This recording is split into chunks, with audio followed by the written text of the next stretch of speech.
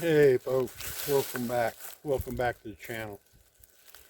I'm up here at the cabin, and one of the things to get done this time of year, and that's check my watering holes out and get them cleaned out, get them ready for the year. And up here on the mountaintop and mountain hillsides, it's essential for me and the deer habitat to have these watering holes. Now, grant you, during the spring and summertime, the deer get 60 to 70% of their moisture through what they're eating, through the greenery. But yet, during mid-July to August, when it gets up around 90 degrees, it's great for them to have an area or a place they can come and get a drink.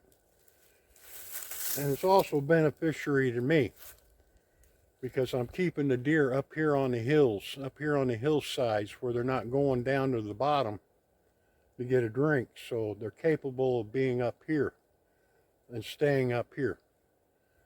So I'm bringing you along.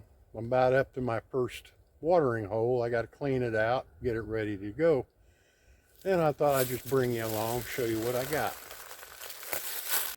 Now, this is my first watering hole. It's a two-stage.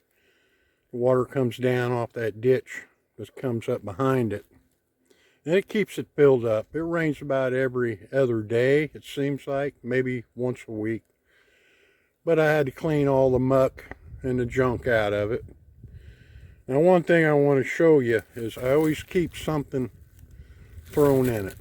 I keep a way that if a mouse falls in it or something gets down in it, it can get out, don't drown. One of the things that can ruin a water hole is something that dies in it and leaves the carcass decaying in your watering hole, and it will ruin a watering hole. But like I say, I'm bringing you along, getting these things ready to go for the summer, and I'm going to be moving on to the next watering hole. And something else I want to show right here. This is your red osier dogwood. It seems to be doing pretty good right here at this watering hole. But if you notice, all the tips are browsed off of it. They hit every tip on that dogwood. So, thought I'd show that too, how the red osier dogwoods are very good browsing material for deer. Coming up to another watering hole here. Now this one's different due to its location. And this one has an automatic float system on it. Got a tube that comes in right here. And it runs about 150 feet up that hill and over that little ridge.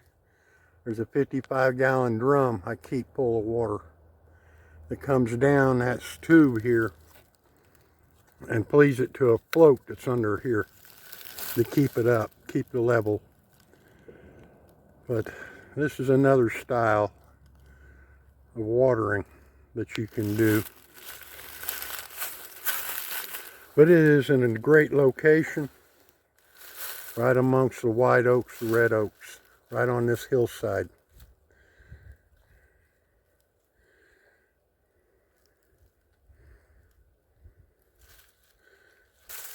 Bring you along.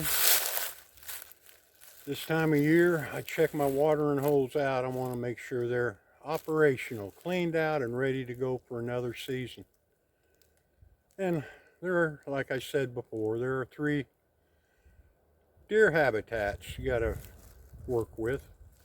One's cover, one's food, and one's water. So I want to make sure one of my essentials are taken care of before the year gets going. It helps improve my deer habitat here on the hillside up here in the mountains. So thanks for coming along. And like I say, you're in the woods, be safe. Rather be safe than sorry. Leave me a comment. I'll get back with you. Go ahead and subscribe. And you have a good day.